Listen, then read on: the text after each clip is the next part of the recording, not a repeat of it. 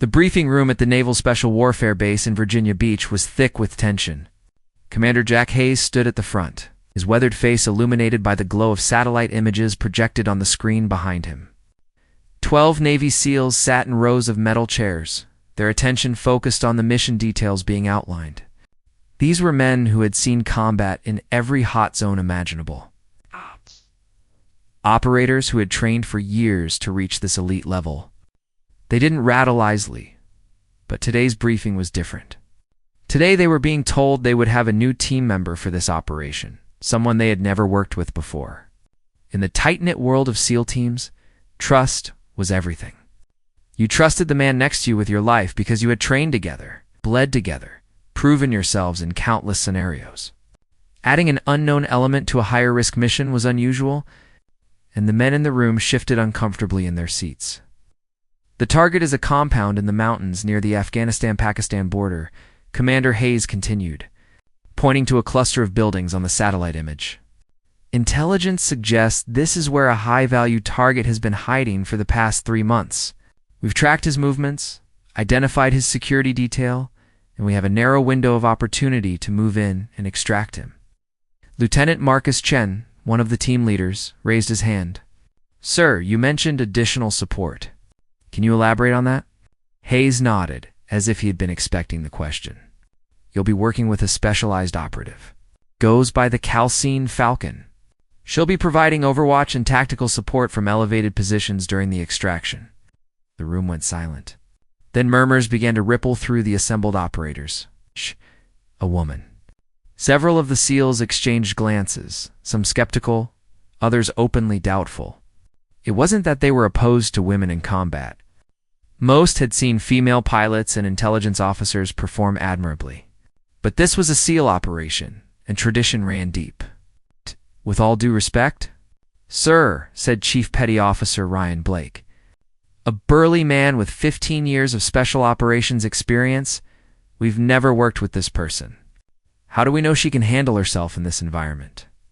Mountain terrain, hostile forces, high-altitude operations, these aren't conditions you can simulate in training." Hayes fixed Blake with a steady gaze. "Falcon has more confirmed kills in hostile territory than anyone in this room. She's operated in conditions that would break most operators. Her record speaks for itself, and higher command has specifically requested her for this mission. That's all you need to know." "But sir," another operator spoke up, "we don't even know her real name. How are we supposed to trust someone who's basically a ghost?" "Her identity is classified for operational security reasons," Hayes replied. "What you need to understand is that Falcon specializes in long-range reconnaissance and precision elimination of targets. She'll be your eyes and your shield. When you're moving through that compound, she'll be making sure nothing surprises you from outside. She's the best at what she does." Marcus leaned forward in his chair. "When do we meet her?" Hayes checked his watch. "She should be arriving at the range in about 10 minutes. I suggest you head over there and see for yourself what she's capable of. Sometimes a demonstration is worth more than any briefing." The SEALs filed out of the briefing room, their conversation a mix of curiosity and skepticism. Ryan Blake walked alongside Marcus, shaking his head. "I don't care what the commander says. This feels wrong. We're going into one of the most dangerous regions in the world, and they're adding someone we've never worked with. Someone who probably got pushed through because of politics or diversity initiatives." "Don't jump to conclusions," Marcus cautioned, though his own doubts were evident in his tone. "Let's see what she can do before we make judgments." They reached the long-range shooting facility, sprawling complex with targets set at various distances up to 2,000 meters. The wind was picking up, flags snapping sharply in the breeze. Long-range shooting was as much about reading environmental conditions as it was about marksmanship. Wind, humidity, temperature, altitude. All of these factors had to be calculated and adjusted for in real time. A figure stood at the firing line, and the SEALs approached with a mixture of curiosity and suspicion. She was smaller than any of them, maybe 5'6", with a lean, athletic build. Her dark hair was pulled back in a tight braid. She wore standard tactical gear that looked well used and perfectly maintained. She didn't turn to acknowledge their arrival. Our attention focused entirely on the rifle in her hands. Ryan snorted quietly. That's Falcon.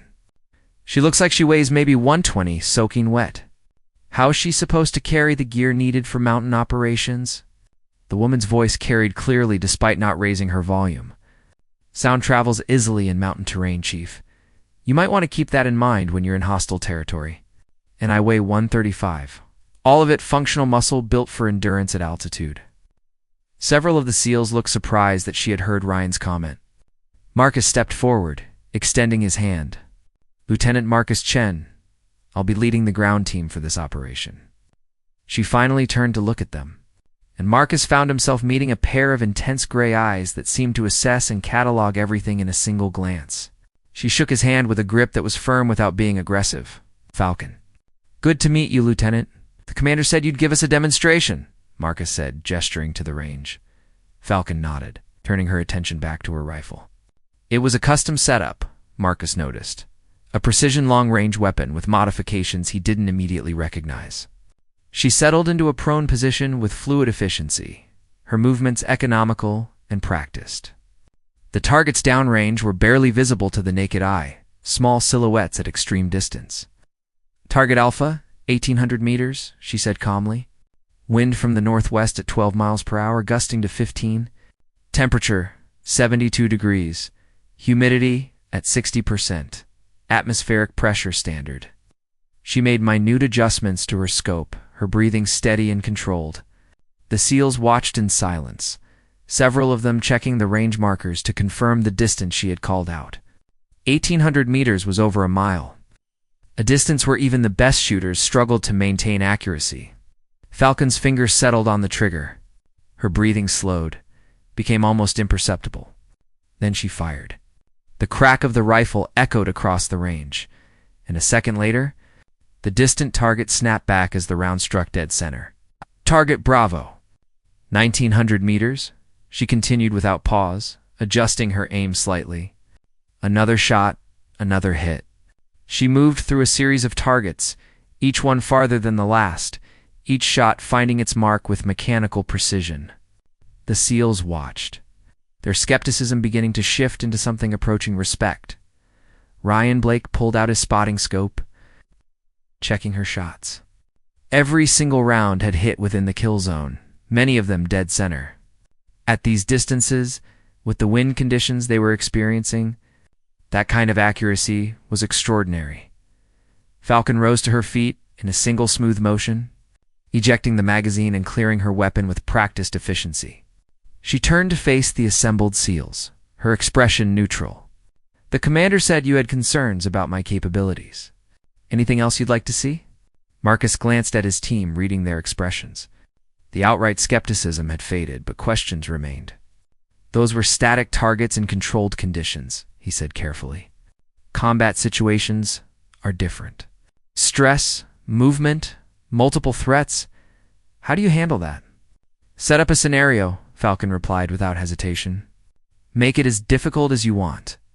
I'll adapt. Ryan stepped forward, accepting the challenge. All right. Give us 10 minutes to set up moving targets at various ranges. You'll have to identify and engage them while we provide simulated combat stress and distractions. Fair enough? Falcon simply nodded, returning to her prone position and beginning to check her equipment. The SEALs moved to set up the scenario, their conversation now more thoughtful and less dismissive. Whatever else she might be, this woman could shoot. But shooting was only one part of what they needed from a team member. The scenario they designed was brutal by any standard. Moving targets at ranges from 800 to 1,500 meters. Randomized timing, smoke obscuring visibility, and several SEALs firing weapons near Falcon's position to simulate the chaos of combat. They also set up several dummy targets mixed in with the legitimate ones, testing whether she could identify and engage only valid threats. Ready when you are, Ryan called out.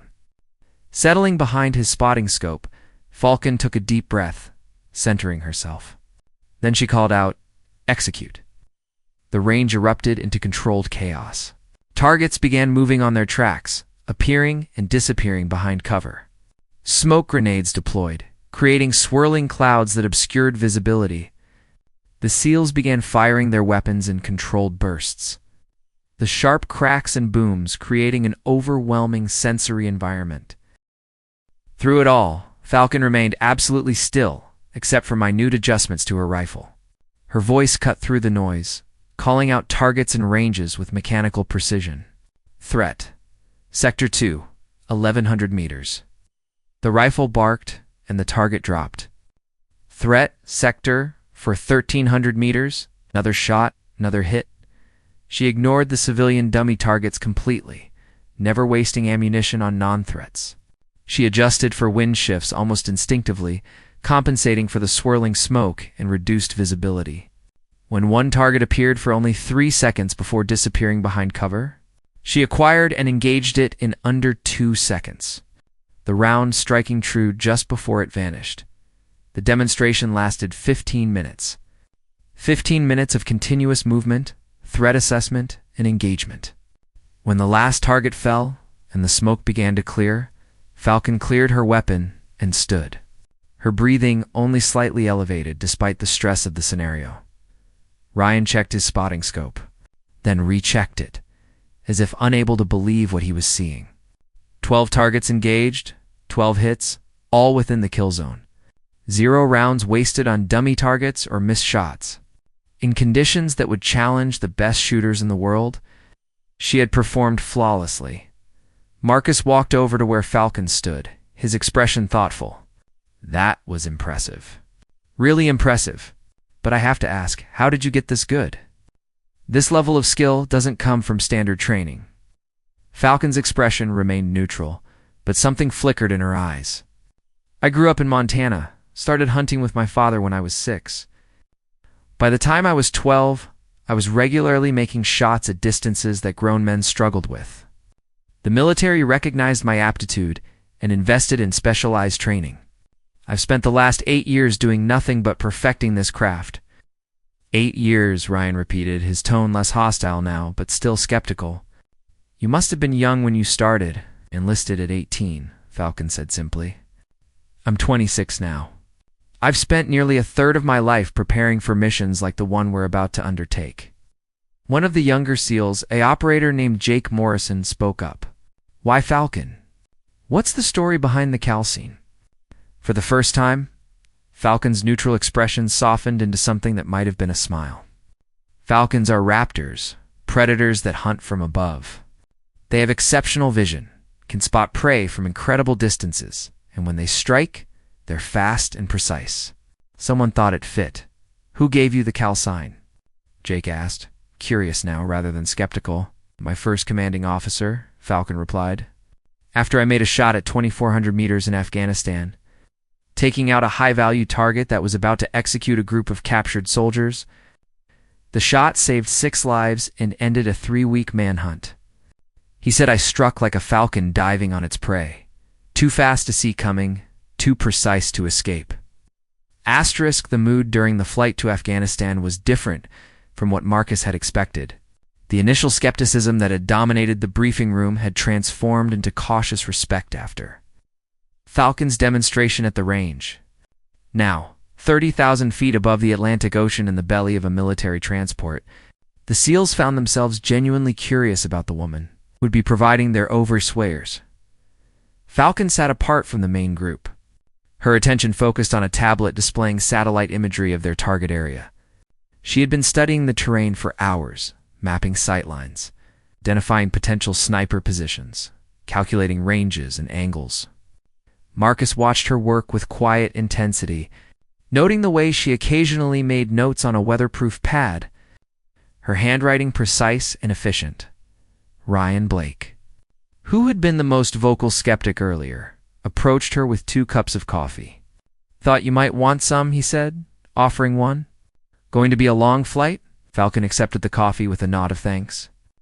Appreciate it, Chief. Ryan settled into the seat across from her, his large frame making the military seating look inadequate. Listen, about earlier, at the range. I may have been quick to judge. That shooting, that was world class? I've been doing this for 15 years, and I've never seen anything quite like it. No apology necessary, Falcon said, her gray eyes meeting his directly. Skepticism is healthy in this line of work. Trust has to be earned, not given freely. I'd be more concerned if you had accepted me without question. Still, Ryan continued, I want you to know that the team's got your back out there.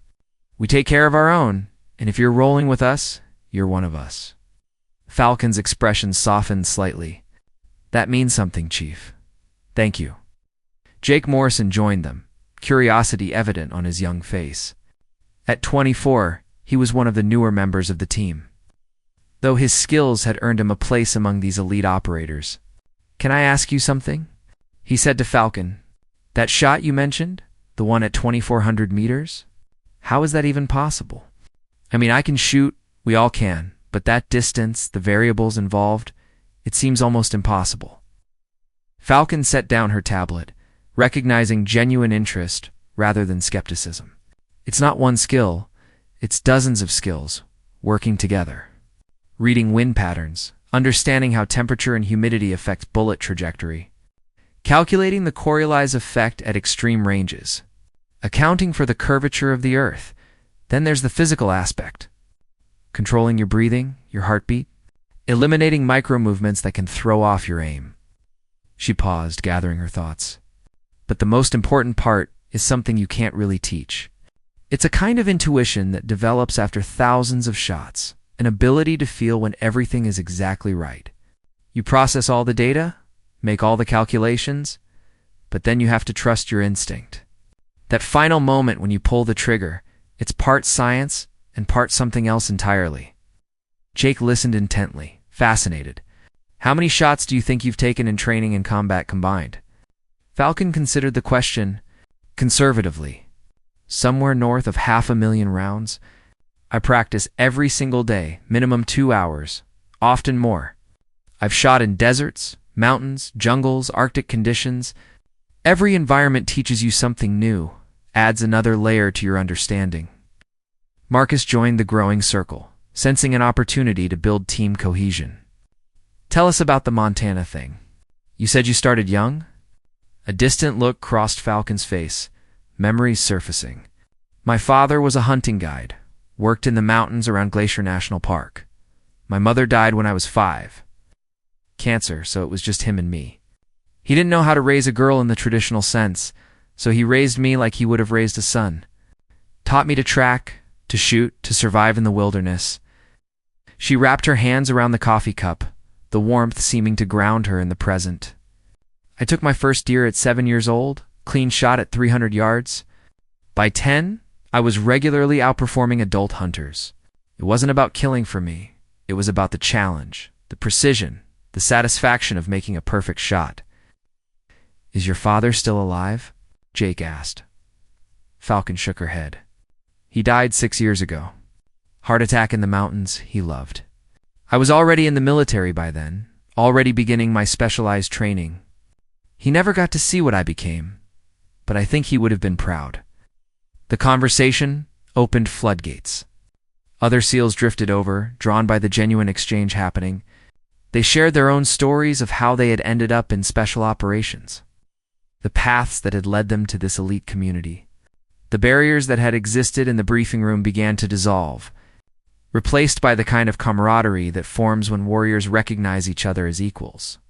Falcon learned about Ryan's 3 kids back home, about Marcus's wife, who was a trauma surgeon, about Jake's dream of becoming an instructor after his operational years were complete.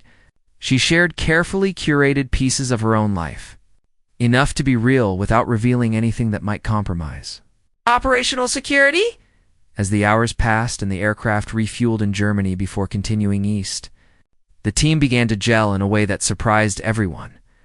By the time they landed at Bagram Airfield in Afghanistan, the unit felt cohesive, ready to face whatever challenges awaited them in the mountains. The base at Bagram was a sprawling complex of activity. Helicopters coming and going, soldiers from a dozen nations moving through their daily routines. The SEAL team was ushered to a secure compound where they would conduct final preparations for the mission. The operation was scheduled for the following night, giving them 1 day to rest, review plans, and conduct equipment checks. Falcon disappeared shortly after arrival, mentioning something about checking on specialized equipment. Marcus found her 2 hours later on a remote corner of the base, a location that had been set up as a makeshift long-range shooting facility. She was adjusting her rifle, making minute modifications, while checking data on her tablet. "Everything okay?" Marcus asked, approaching carefully. Falcon glanced up, nodding. "Just making adjustments for the altitude and atmospheric conditions here. The air is thinner than back at Virginia Beach, which affects bullet trajectory. I need to recalibrate for local conditions." Marcus watched as she worked, impressed by her attention to detail. "You really are serious about this craft." "My shots don't just hit targets," Falcon said quietly, her hands never stopping their precise adjustments. "They protect lives, your lives. If I'm even a fraction of an inch off at 1,500 meters, that could mean the difference between neutralizing a threat and watching one of you take a bullet. I can't accept anything less than absolute precision." "The men are starting to believe in you," Marcus said. "I can see it in how they talk about you now. You've earned their respect." Falcon finally looked up from her work, meeting his eyes. "Respect is good, but I need more than that. I need them to trust me completely. Tomorrow night, when we're in those mountains and things inevitably go sideways, they need to know with absolute certainty that I've got their backs. That when I say a sector is clear, it's clear. It's that when I take a shot, it will be exactly where it needs to be." "How do we build that level of trust in one day?" Marcus asked. "We run drills," Falcon replied. "The fire exercises that simulate what we'll face tomorrow. We practice communication protocols until they're second nature. We identify and solve problems now, while we're safe, so we don't discover them when lives are on the line." Marcus smiled. "You sound like a team leader." "I've operated alone for most of my career," Falcon admitted. "This is new for me too, being part of a larger unit. But I understand the stakes. 12 SEALs are putting their lives in my hands tomorrow. I will not let them down." They spent the rest of the day doing exactly what Falcon had suggested. The team ran drill after drill, practicing their communication systems, establishing clear protocols for how Falcon would call out threats and how the ground team would respond. They rehearsed scenarios where visibility was compromised, where communications failed, where everything that could go wrong did go wrong. Through it all, Falcon demonstrated not just her shooting skills, but her tactical mind. She anticipated problems before they occurred, suggested improvements to their approach routes, identified potential choke points in danger areas that the initial intelligence had missed. The SEALs found themselves increasingly impressed, not just by her marksmanship, but by her overall combat acumen, as the sun set over the Afghan mountains. Painting the sky in shades of orange and purple, the team gathered for a final briefing.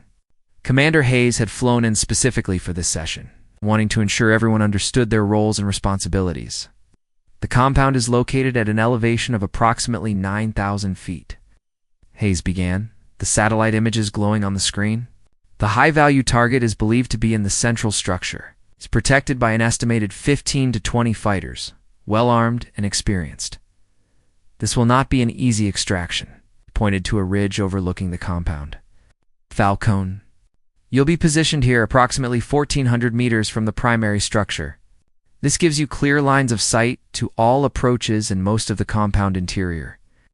Your primary mission is to eliminate external threats before they can engage our ground team.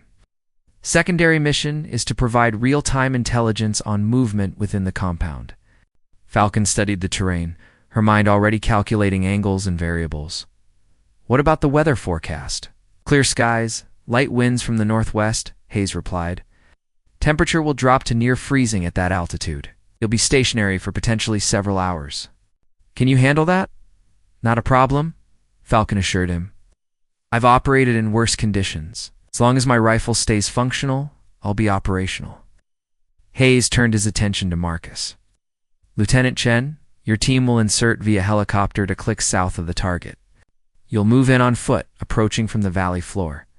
Falcon will have eyes on you the entire way. She clears your path, you make the extraction, and everyone gets home safe. Simple in concept, difficult in execution." Ryan raised his hand. "What's our extraction plan if things go hot?" "2 helicopters on standby, one for primary extraction, one for backup. If you take fire and can't make it back to the primary landing zone, you'll move to secondary positions. Falcon will suppress pursuit while you extract. Questions, Jake spoke up. What about enemy reinforcements? Patel suggests there are multiple compounds in this region. If they hear gunfire, how long before we have company? Best estimate is 15 to 20 minutes before organized resistance arrives, Hayes replied. That's your window. Get in, get the target, get out. Speed is everything. Falcon buys you time, but she can't hold off an army indefinitely. The briefing continued for another hour, covering contingencies and backup plans, communication protocols, and abort criteria. By the time it concluded, every member of the team knew their role, understood the risks, and had mentally prepared for the challenges ahead. As the team dispersed to conduct final equipment checks and grab whatever sleep they could, Marcus found Falcon once again checking her rifle, her movements methodical and precise. You should try to sleep, he suggested. Tomorrow's going to be a long day. Falcon didn't look up from her work. I'll sleep on the helicopter. Now I need to make sure everything's perfect. I need to know that when I squeeze this trigger. Tomorrow night, the rifle will perform exactly as expected. Marcus watched her for a moment, recognizing the dedication and responsibility she felt. The team believes in you now. You know that, right? Belief is good, Falcon replied, finally setting down her tools and meeting his gaze. But tomorrow, I prove whether that belief was justified. Words and demonstrations on a range are one thing. Combat is something else entirely. You've done this before, Marcus reminded her. Commander Hayes said, you have more confirmed kills than anyone on the team. Every mission is different, Falcon said quietly. Every life depending on you carries its own weight. I never take it for granted. Never assume that past success guarantees future performance. The moment you get comfortable in this job is the moment you make a mistake. And mistakes cost lives. Marcus understood that mentality. It was what separated good operators from great ones. The refusal to become complacent. The constant drive to improve and perfect. Get some rest when you can, he said, turning to leave. We'll see you at the briefing tomorrow at 1800 hours. Lieutenant Falcon called out as he reached the door. Thank you for giving me a chance, for letting me prove myself, rather than just writing me off. Marcus smiled. Thank you for being worth the chance. See you tomorrow, Falcon. Desk the helicopter. Blades chopped through the thin mountain air as night descended over the Afghan mountains. Falcon sat in silence, her rifle secured across her lap, her mind running through calculations and scenarios. Across from her, the 12 SEALs conducted final equipment checks, their movements efficient and practiced. The tension in the aircraft was palpable but controlled, the nervous energy of warriors about to enter combat. Marcus leaned forward to be heard over the rotor noise. 5 minutes to your drop point, Falcon. You good? She gave a thumbs up, her gray eyes focused and calm. The helicopter began its descent toward a rocky outcropping on the ridge overlooking the target compound.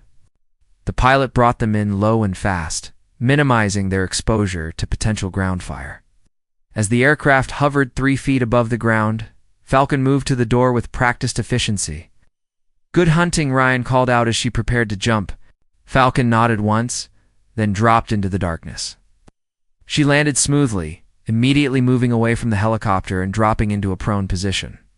The aircraft lifted off instantly, banking away to insert the ground team 2 kilometers to the south. Within seconds, the sound of the rotors faded, leaving Falcon alone on the mountainside with only the wind and the distant sound of voices from the compound below.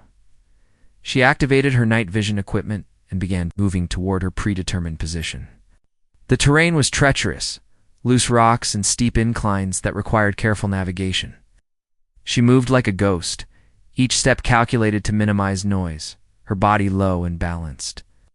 Years of hunting in Montana mountains had taught her how to move through difficult terrain without announcing her presence. 20 minutes later, she reached her position, a rocky outcrop that provided both cover and an excellent field of fire. The compound spread out below her like a map, exactly as the satellite images had shown, but now real and breathing with life. She could see guards moving along the walls, see lights in several buildings, see vehicles parked in what appeared to be a motor pool. Falcon in position, she whispered into her radio, her voice barely audible. Beginning reconnaissance. Marcus's voice came back clear, despite the distance. Copy that, Falcon. We're moving into position now. To 2 assault point, 25 minutes. Falcon settled into her position, becoming part of the landscape. She began a systematic survey of the compound, counting guards, identifying positions, noting patterns of movement. Her training had taught her to see not just what was visible, but what was likely hidden, to anticipate threats before they materialized. Through her scope, she watched as guards changed shifts, noting how they moved and where they went. She identified 3 roving patrols outside the compound walls, potential threats that would need to be neutralized before the ground team moved in. She marked their positions on her mental map, calculating ranges and angles. "I count 18 hostiles visible," she reported quietly. 3 roving patrols outside the walls. Pattern suggests they complete a circuit every 12 minutes. Fixed positions at each corner of the compound, 2 guards per position. Additional guards at the main entrance. Copy that, Marcus replied. Can you confirm target location? Falcon shifted her scope to the central building, the structure where intelligence suggested the high-value target was located. Through a second-floor window, she caught glimpses of movement, shadows passing across lit windows. Negative visual confirmation of target. Movement in the central structure, second floor, but can't identify individuals at this distance through windows. She continued her surveillance, building a complete picture of the compound's defenses. A dog barked somewhere inside the walls, and she made a note of it. Dogs could complicate things, their acute senses capable of detecting the ground team long before human guards noticed anything amiss. Falcon, this is Chen. We're in position at Rally Point Alpha. Standing by for go order. Falcon checked her chronometer. Everything was on schedule. The moon had set, providing maximum darkness for the assault. The guards seemed relaxed, not expecting trouble. Conditions were as good as they were going to get. Roving patrol is approaching your sector, Falcon warned. 3 hostiles, approximately 400 meters from your position, moving southwest. Through her scope, she watched the patrol moving along a dirt path, completely unaware they were being observed. She tracked them carefully, her crosshairs following the lead guard. If they continued on their current path, they would walk right into the SEAL team's planned approach route. They're going to cross your path in approximately 90 seconds, Falcon reported. Recommend you hold position. Copy that. Holding. Falcon watched the patrol, her finger resting lightly on the trigger guard. If they detected the SEAL team, she would have perhaps 2 seconds to eliminate all 3 before they could raise an alarm. At 400 meters in darkness, even with night vision, it would be a challenging shot. But she had made harder shots before. The patrol stopped suddenly. The lead guard said something to his companions, gesturing back toward the compound. Falcon's heart rate remained steady, but every muscle in her body tensed, ready to act. After what felt like an eternity, but was probably only 10 seconds, the patrol turned around, heading back the way they had come. They're returning to base, Falcon reported, allowing herself a quiet breath of relief. Your approach is clear. Moving now, Marcus confirmed. Through her night vision, Falcon watched as the SEAL team emerged from their concealment. Moving like shadows across the rocky terrain, they used every bit of available cover, their movements coordinated and professional. She kept her scope moving between the advancing team and the compound, ready to engage any threat that presented itself. Hold, she said suddenly. Guard on the north wall, he's turned your direction. Wait until he looks away. The SEALs froze, becoming invisible against the landscape. The guard on the wall stared out into the darkness, perhaps sensing something, perhaps just bored and scanning his sector. Falcon's crosshair settled on his chest, her finger moving from trigger guard to trigger. If he raised an alarm, she would drop him, but that would start the firefight early. Compromising the mission? After 15 agonizing seconds, the guard turned away, saying something to another guard and laughing. Clear.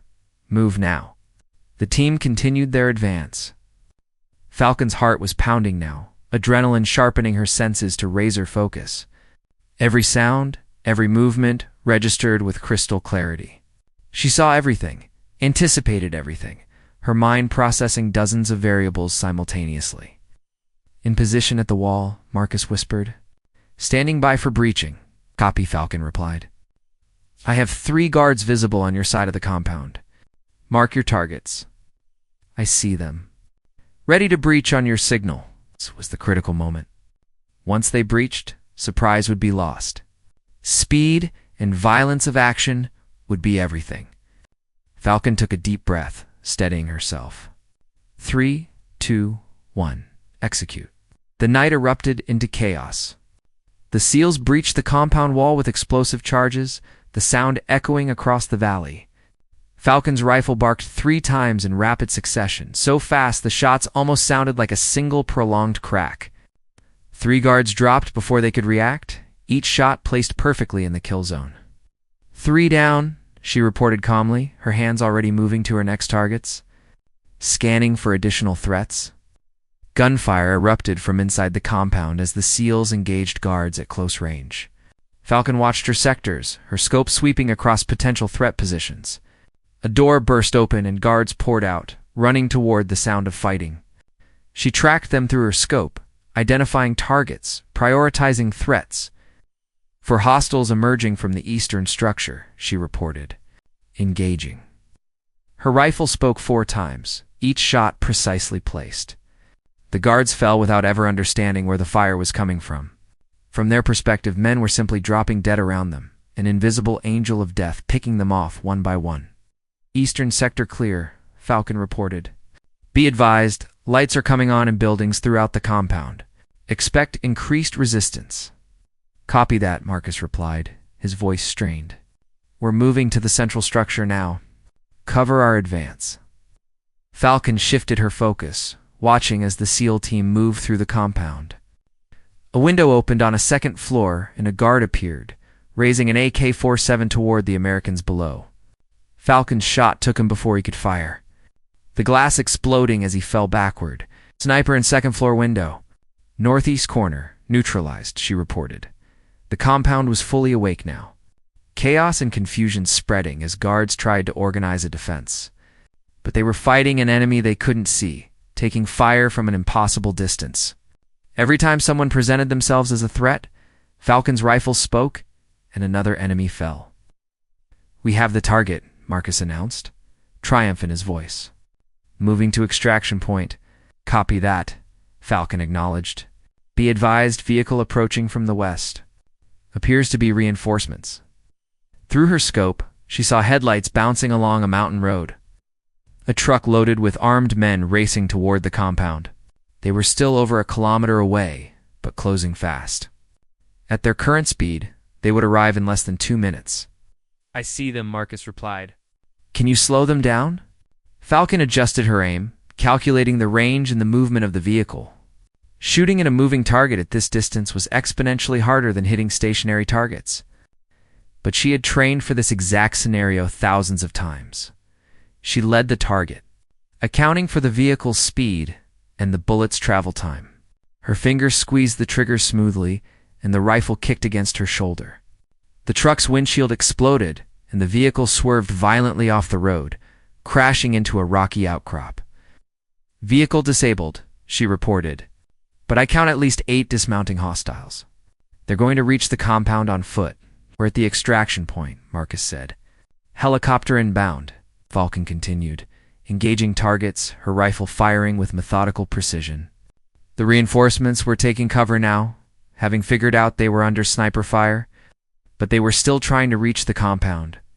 She couldn't kill them all, but she could make them keep their heads down, slow their advance.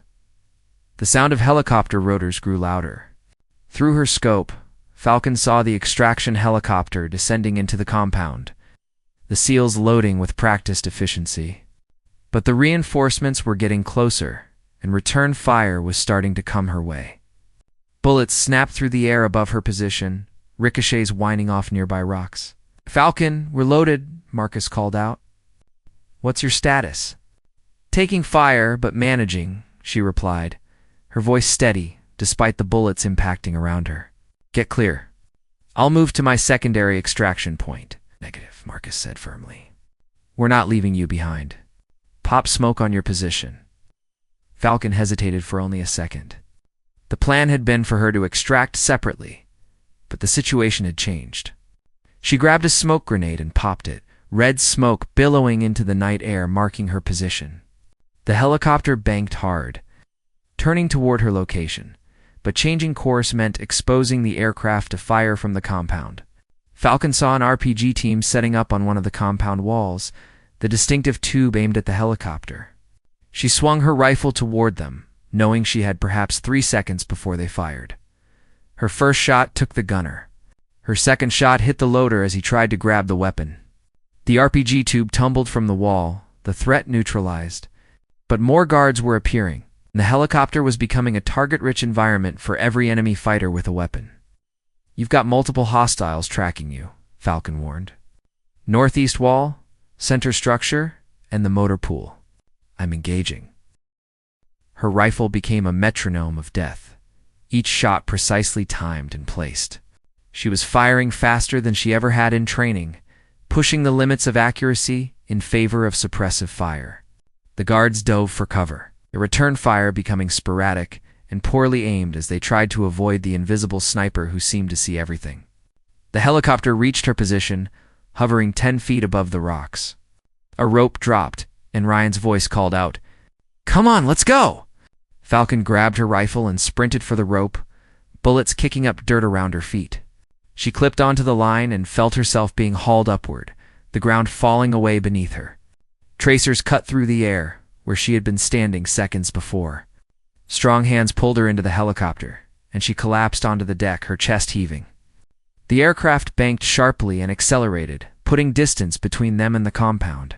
Through the open door, she could see muzzle flashes below, growing smaller as they climbed and sped away into the darkness. "Everyone accounted for?" Marcus shouted over the rotor noise. "All present," Ryan confirmed. "Target secured, no friendly casualties. Mission success." The SEALs erupted in cheers, the tension of combat giving way to the euphoria of survival. Ryan helped Falcon into a seat, grinning widely. "That was the finest shooting I've ever witnessed." "You saved our lives multiple times tonight," Falcon nodded, still catching her breath. Her hands were shaking slightly now, adrenaline finally catching up with her. Jake pressed a water bottle into her hands, and she drank gratefully. Marcus sat down beside her, his face smudged with dirt and sweat, but his eyes bright with satisfaction. "You were everything the commander promised and more. That vehicle shot, that had to be at least 1,200 meters at a moving target? I didn't think that was possible." "Training and necessity," Falcon replied, her voice hoarse. "When lives depend on making the impossible shot, you find a way to make it." The debriefing at Bagram lasted 3 hours. Every detail of the mission was examined, analyzed, and documented. The high-value target was in custody, providing intelligence that would lead to additional operations. 0 friendly casualties, 14 enemy fighters confirmed eliminated, most of them by Falcon's precision fire. By any measure, the mission had been a complete success. Commander Hayes stood at the front of the briefing room, his expression proud as he addressed the team. "What you accomplished tonight will save lives. The intelligence we're already extracting from the target is invaluable. But more than that, you demonstrated something important. You proved that when skilled operators work together, trust each other, and execute their roles with precision, there's no mission too difficult." His gaze settled on Falcon, who sat quietly in the back row, her rifle case resting beside her chair. "Falcon, your performance tonight exceeded even my high expectations. 17 confirmed kills at ranges between 400 and 1,300 meters, including 1 moving vehicle at night. The ground team's success was directly enabled by your overwatch. Well done." The SEALs around the room nodded in agreement, several of them offering quiet words of approval. The skepticism that had existed just 2 days ago had been completely erased, replaced by genuine respect and appreciation. After the debriefing concluded, the team dispersed to clean weapons, write reports, and decompress from the mission. Falcon found a quiet corner of the armory and began the methodical process of cleaning her rifle. Each component was removed, inspected, cleaned, and reassembled with careful attention. The weapon had performed flawlessly during the mission. Proper maintenance was essential. Marcus found her there an hour later, her hands black with carbon and oil, her focus complete. He watched her work for a moment before speaking. The team wants to buy you a drink. Well, as close to a drink as we can get on a military base. Coffee, energy drinks, whatever passes for celebration around here. Falcon looked up, a slight smile crossing her face. I'd like that. They gathered in a recreation area, a modest space with worn couches and a television playing news from home. The SEALs had scrounged up sodas and snacks from various sources, creating an impromptu celebration. Someone had even found a small cake, though nobody could explain where it had come from or what it was originally intended for. Ryan raised his can of soda in a toast to Falcon, who proved that eagles aren't the only birds that can hunt from the sky. You saved our lives tonight, and you've earned your place among this team. To Falcon. The others echoed, raising their drinks. Falcon felt emotion tighten her throat. She had operated alone for so long, had become accustomed to being apart from others, separate by necessity of her specialized role. This sense of belonging, of being truly part of a team, was both unfamiliar and deeply moving. I couldn't have done it without you, she said quietly. You trusted me when you had no reason to. You gave me a chance to prove myself. That meant everything. Jake, his usual enthusiasm undimmed despite the long night, leaned forward eagerly. Okay, you have to tell us. That vehicle shot, the moving target, at over 1,000 meters. How did you even calculate that in the moment? Falcon considered the question, trying to put instinct into words. Part of it is math. You estimate the target's speed, calculate how far the bullet will travel and the time it takes to reach the target. Lead accordingly. But part of it is also just feel and intuition that develops after enough practice. You see the target, you process the variables almost subconsciously, and you know where to aim. That's a gift, Marcus said seriously. Training can make you good, but what you have, that's something beyond training. That's natural talent refined by dedication. One of the older SEALs, a quiet man named Dave Peterson, who rarely spoke but was respected by everyone, set down his drink and looked at Falcon. I've been doing this for 20 years. Worked with snipers from every branch, every allied nation. You're the best I've seen. Not just technically skilled, but tactically smart. You anticipated threats, adjusted to changing conditions, made decisions that saved lives. That's rare. The room fell quiet, the weight of his words evident. Dave didn't give compliments lightly, and his assessment carried significant weight among the team. Thank you, Falcon, said simply, not trusting herself to say more without her voice breaking. The conversation drifted to other topics.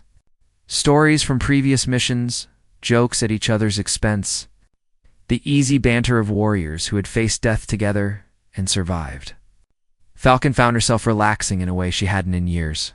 Constant vigilance that defined her life temporarily set aside. For a few hours, she wasn't Falcon the sniper, the deadly precision instrument. She was just another operator among equals, accepted and valued. As the celebration wound down and team members drifted off to catch some sleep, Ryan approached Falcon. Can I ask you something personal? Sure, Falcon replied, curious. Do you ever struggle with it? The killing, I mean. We all take lives. It's part of the job, but you've done it more than most. Does it weigh on you? Falcon was quiet for a moment, appreciating the honesty of the question. Every single one weighs on me, she admitted. I don't pull the trigger lightly, even when the target is clearly an enemy combatant. Every shot is a human life ending, a person who won't go home to their family, who won't see another sunrise. That's a heavy responsibility. She paused, organizing her thoughts. But I also remember the lives saved. Tonight, if I hadn't been there, some of you might not have made it home. The soldiers I've protected over the years, the operations I've enabled, they matter. I don't take satisfaction in killing, but I take pride in protecting. That's what keeps me going. Ryan nodded slowly. That's a good way to look at it. We're not killers, we're protectors. Sometimes protection requires difficult actions, but the intent matters. Exactly, Falcon agreed. The day I start enjoying this work is the day I need to find a different profession. This has to mean something beyond just being good at eliminating targets. 2 days later, the team was scheduled to fly back to the United States. The mission had generated significant intelligence. leading to 3 additional operations that captured or killed several other high-value targets. The ripple effects of their success would be felt for months. Dismantling networks and saving countless lives, Commander Hayes called Falcon to his office before departure. She entered to find not just the commander, but a 2-star general she didn't recognize. Along with several other senior officers, Staff Sergeant Mitchell, Hayes began. Using her real name for the first time since she had arrived, please meet General Patricia Coleman, Commander of Special Operations Forces in this theater. Falcon came to attention, suddenly aware that something significant was happening. The general stepped forward, a folder in her hands. At ease, Staff Sergeant, General Coleman said, her voice carrying authority tempered with warmth. I wanted to meet the operator who has been making such a significant impact in this region. Your record is extraordinary. 47 confirmed kills in the past 18 months, every single one from ranges exceeding 800 meters. 0 friendly casualties in operations you've supported. 0 collateral damage incidents, despite operating in complex urban and mountainous terrain. She opened the folder, reviewing documents that Falcon couldn't see. What's more impressive is the intelligence gathered from your after-action reports. You don't just eliminate targets. You provide detailed reconnaissance, threat assessment, and tactical recommendations. Your observations have led to the capture or killing of 23 additional high-value targets. The general closed the folder and met Falcon's eyes directly. I'm here to inform you that you're being promoted to gunnery sergeant, effective immediately. Additionally, you're being awarded the Bronze Star with Valor for your actions during the recent operation, as well as several other commendations that will be presented at a formal ceremony stateside. Falcon felt her knees go weak. A promotion and the Bronze Star. These were achievements that most soldiers only dreamed of. Thank you, ma'am. I'm honored. The honor is ours, General Coleman replied. You represent the best of what our military can produce. Skill, dedication, tactical acumen, and unwavering commitment to protecting your fellow soldiers. You're exactly what we need in special operations. Commander Hayes stepped forward. There's more. We're creating a specialized training program focused on advanced long-range reconnaissance and precision engagement. We want you to help develop the curriculum and serve as a primary instructor. You'd train the next generation of operators in the skills you've mastered. Falcon's mind raced. Teaching meant leaving operational status, at least partially. No more missions, no more combat, no more nights spent alone on mountainsides, watching over warriors in harm's way. But it also meant passing on her knowledge, multiplying her impact, creating more operators who could protect lives the way she had. I'd be honored, sir, she said. When would this begin? 6 months, Hayes replied. We want you to complete your current deployment rotation, conduct a few more operations, build your record even further. Then you'll rotate stateside and begin the transition to instructor status. The meeting concluded with congratulations and handshakes. Falcon left the office feeling dazed, the weight of recognition and new responsibilities settling on her shoulders. She had become Falcon to honor her father's memory, to use her skills in service of something greater than herself. Now she would have the chance to pass those skills on, to create a legacy that extended beyond her own actions. She found Marcus in the chow hall, nursing a cup of coffee and reading a letter from home. He looked up as she approached, immediately reading something significant in her expression. What happened? He asked. Falcon told him about the promotion, the medal, the teaching position. Marcus listened with growing excitement, genuinely happy for her success. That's incredible. You deserve all of it and more. It's strange, Falcon admitted, sitting down across from him. I've spent years operating in the shadows, doing work that nobody would ever know about. Now suddenly, there are medals and promotions and recognition. It doesn't feel real. Get used to it, Marcus advised. Your reputation is spreading through special operations circles. Other teams are requesting you for their missions. You're becoming a legend, whether you're comfortable with that or not. Legends are dangerous, Falcon said quietly. They create expectations that are impossible to meet. I'm just a soldier doing my job. Marcus shook his head. No, you're exceptional at your job. There's a difference. And accepting that doesn't mean you're arrogant. It just means you're honest about your capabilities. Over the next 6 months, Falcon participated in 11 more operations, each one adding to her growing reputation. She worked with different SEAL teams, Army Rangers, Delta Force operators, even foreign special forces from allied nations. Every team came away impressed, telling stories of impossible shots and tactical brilliance that seemed almost supernatural. But Falcon remained grounded, never forgetting the lessons her father had taught her in the Montana mountains. Respect the weapon, respect the target, respect the responsibility that came with taking a life. She maintained her daily training regimen, constantly pushing herself to improve despite already being at the pinnacle of her craft when her deployment finally ended and she returned to the United States. There was a formal ceremony at the Naval Special Warfare Headquarters. The Bronze Star was presented by a 3-star admiral, with dozens of officers and enlisted personnel in attendance. Her parents, her father long dead, but her mother remarried and proud. Watching from the audience with tears in their eyes, the citation read aloud, detailed. Her actions during the mission with Marcus's team, though operational security prevented specific details from being shared, phrases like extraordinary heroism, selfless service, and tactical brilliance echoed through the ceremony hall. Falcon stood at attention, feeling both proud and uncomfortable with the attention. After the ceremony, she found herself surrounded by well-wishers and admirers. But she kept scanning the crowd until she found the faces she was looking for. Marcus, Ryan, Jake, and several other members of the SEAL team had traveled to attend her ceremony. They stood apart from the brass and the civilians. Warriors who understood exactly what she had done and what it had cost. She made her way through the crowd to reach them. No words were necessary. These men had seen her at her best and accepted her at her worst. They had trusted her with their lives, and she had proven worthy of that trust. The bonds formed in combat were deeper than any medal or promotion could capture. Still want to tell jokes about her being too small to carry equipment? Jake teased Ryan, grinning. Ryan laughed, genuine and warm. I was an idiot. But I learned. She's not small, she's compact. All that matters is concentrated into one very dangerous package. So what's next? Marcus asked Falcon. Training new shooters? Passing on the legacy? Falcon nodded, feeling peace with the decision.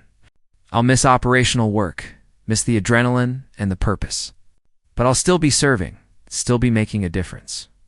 Just in a different way. The shooters you train will save lives for decades, Marcus pointed out. Your impact is just beginning. As the ceremony concluded and people began to disperse, Falcon found a quiet moment alone on a balcony overlooking the base. The sun was setting, painting the sky in shades her father would have appreciated. She thought about the journey that had brought her here. From a little girl hunting in Montana mountains to one of the most lethal snipers in special operations history, the calcined Falcon had started as a simple observation about her hunting style. But it had become something more, a symbol of precision and protection, of watching over warriors from above, of striking with deadly accuracy when needed. She had earned that name through sweat and blood, through thousands of hours of training and dozens of missions where lives hung in the balance. Now, she would teach others to hunt like falcons, to protect like falcons, to serve with the same dedication and skill. The legend of Falcon would grow not through her own actions, alone, but through the students she trained and the lives they would save. That legacy, she realized, was more valuable than any medal or promotion. She raised her eyes to the sky, watching as a hawk circled high above the base, riding thermal currents with effortless grace. A predator, yes, but also a protector of its territory, watching over what mattered with sharp eyes and sharper talons. Thank you, Dad, she whispered to the wind. You taught me to shoot, but more importantly, you taught me why it matters. I'll make sure that lesson gets passed on. The hawk cried out, a piercing sound that echoed across the base. Then it folded its wings and dove, dropping like a stone towards some unseen prey. Fast, precise, unstoppable, just like a falcon.